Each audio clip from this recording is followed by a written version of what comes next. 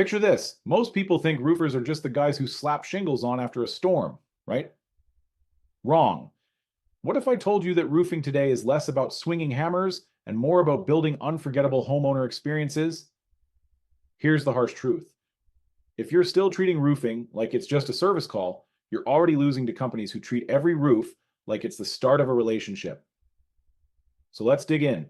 Today, I'm breaking down how roofing evolved from a back of the truck trade into an experience-driven business and exactly what you need to do to not just survive, but actually stand out and thrive with the new breed of customer. Ready? Let's get into it.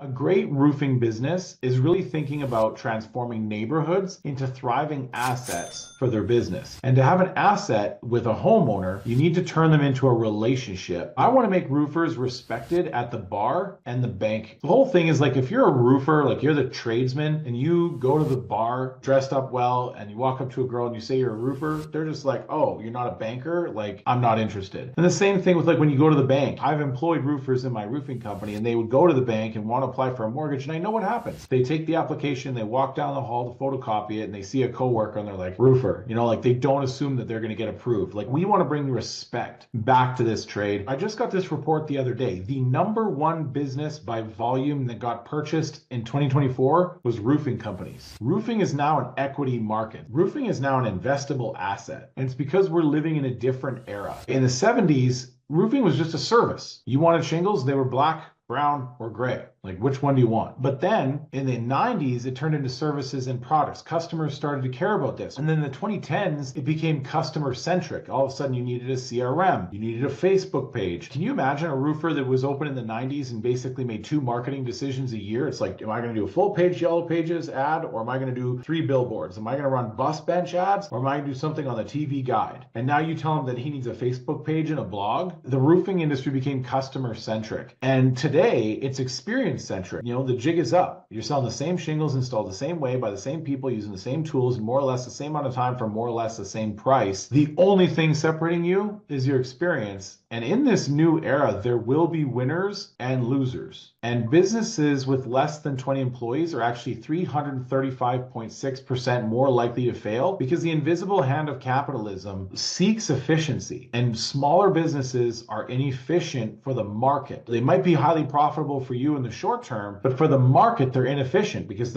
Colorado does not need 300 roofers with a 4.7 or better star rating on Google. And all 300 roofers are all paying $5,000 a month minimum for a production manager, $5,000 a month minimum for a marketing guy, $3,600 a month for a bookkeeper. The thing is, we don't hear a lot about the small businesses failing, and that's because the news doesn't show up to document the airlines landing safely. They only talk about when the big companies fail, but there's a literal graveyard full of small businesses. That's how many businesses failed that were under 20 employees in 2023. 3,348,726 families that watched their parents go out of business, watched their husbands lose their life's work. This is incredibly risky. Running a business. We just don't see it a lot. And in growing a business, there's very predictable actions and breakpoints tied to revenue. So this is like 0 to 3, 3 to 8, 8 to 15, 15 to 25, 25 to 45, 45 to 75, 75 to 125 and up. And there's the problems that you have to solve and the solutions that solve them and the success rate. We paid $200,000 for this study. So this is all me trying to understand the roofing industry so I understand where RBP fit inside of it. And the lesson that I learned is that we're dealing with the greatest wealth transfer in human history. We're turning from a nation of owners into a nation of renters. And you can see that in our consumer buying behavior. If you look at all of this, what is the common thread? If you told people 20 years ago that you were going to get into some stranger's car and then you were going to ride to some stranger's house where you were going to pay them money to sleep in their basement, people would have said you were insane. Facebook took out all the major news publishers and created this huge content aggregation platform. And everybody, if I ask them, if you could go back 20 years and tell yourself one thing, the answer is always the same. There's going to be this thing called Bitcoin and you should buy 10 of them. Who would have thought about Netflix, right? And this guy is trying to change everything. So your customer is buying things differently. You're no different. And now homeowners expect this buying experience. They want immediate communication. They're aware of the market values of things. They want personalized updates. They're looking for digital options in the way that they purchase, and they want these things anywhere, anytime. So the old way doesn't work where you just take a pack of money, you throw it at a couple of platforms, a bunch of people reach out, you go to their houses, you dump them into your sales process, paperwork spits out the other end, and they have a bunch of people and you get $1 left over for the $10 you put in. It's not that easy anymore. That's why we talk about the RVP system. And this is going to make sense when it comes to the data model, because this new era is changing everything about our industry. Pricing has gone from per square to now we have to value engineer our prices. We've gone from marketing just being advertising, where we camouflage spending as advertising, and it's now becoming, how do we create a brand experience? This is why everybody's getting a dog or some kind of weird character that's attached to their logo. It's because they're trying to create brand experience. We've gone from selling products to solving problems. Not just building roofs, we're building relationships with homeowners. Production managers in the 90s did not have to be people. Now they have to be customer service representatives more than they have to be production managers in some ways. Finance, we were just trying to fight for gross profits before, and now it's all about net profits because everything is being whittled away. And the culture has gone from closing deals to serving entire neighborhoods. And this is what's winning the game.